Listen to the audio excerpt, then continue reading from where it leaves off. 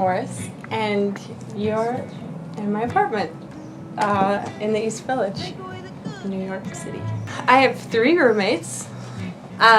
First one is Taco. She's my 11-year-old Boston Terrier. And then the second one is Moby, and he is my 6-year-old flat-faced Persian. And he just got a haircut. And then my third roommate, who's the grumpiest, is Melvin, my tortoise. Find me a rabbit. Yeah, Jeremy Page was my partner today in the accompaniment, but he also produced Banshee, and he produced Mockingbird, and we actually wrote pretty much all of Banshee together. We've been working together for probably longer than I've lived in this apartment, so probably about 6 years we've been working together, which I just put that together right now. I'm like, whoa.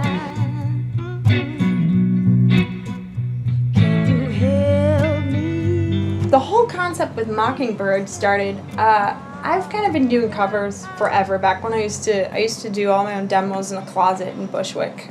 If we had nothing to do, and I'd always be like, I'm coming to the studio on Tuesday, you know, do you have time for me? Or I'd be like, make time for me, and we'd come and we'd just be screwing around, so we started doing these covers. We showed them to Wax and a couple other people, and they're like, what are you doing with these? These are great. We're like, well, let's do anything. We'll do anything. What do you want us to do with them? And so when Banshee came out, we were thinking of creative ways to start a buzz around Banshee, and we're like, well, let's put out a cover a week.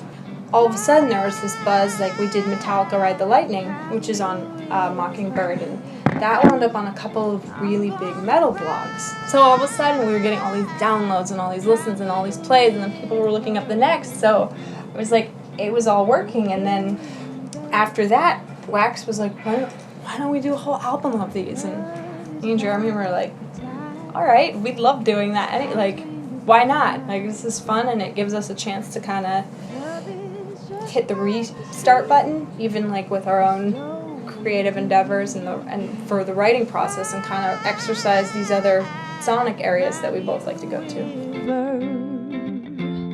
I'm gonna cry. Like when people see Cry Me a River, they immediately think Justin Timberlake or this old standard.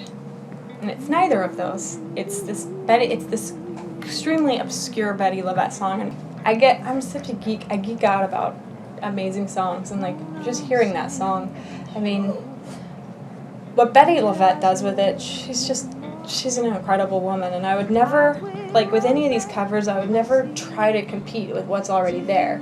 It's important to let whatever's already there, like, that it speaks its own miles, but, you know, like finding my own language in it, and it was so exciting to be able to cover that song and turn other people onto it, because a lot of people have never heard that song.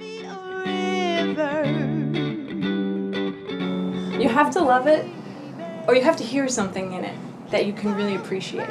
You don't have to be like, I think you don't have to be the die-hard fan of that artist or that song, but you have to hear something that is great in that song that makes it such an amazing song, and why so many people over all these years have attached themselves to it. And I think like I could go and have this conversation over and over with different friends or in interviews. Like, I think the most important thing as an artist is to have good songs.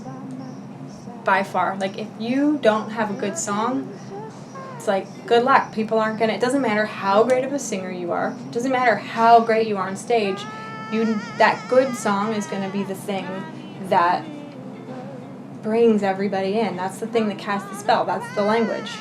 And that's why, you know, like Bob Dylan wasn't the best singer in the world, but his songs were great.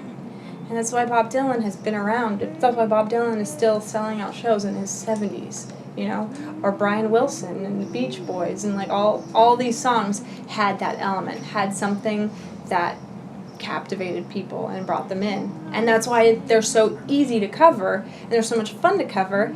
And then it's really fun as being your own artist and finding, well, what is the thing in the song that is special to me, and what can I bring out of it or put into it, and then give to other people. Cry love life experiences, and some of them get me in trouble. But I love taking them, and I love having experiences and putting them into a song. And I love saying, like, a feeling is a feeling, and there's no such thing as, like, everything is gray. I don't think there's such thing as, like, this feeling is bad, so I'm not going to have it. I'm angry. Like, I think people today, like, there's a lot of problems with, like, people and pills because nobody wants to feel things. But we're all human. You're supposed to feel bad. You're supposed to feel sad. You're supposed to feel like shit. You're supposed to laugh. Like, so I'm always chasing those feelings, I guess, which might get me in trouble.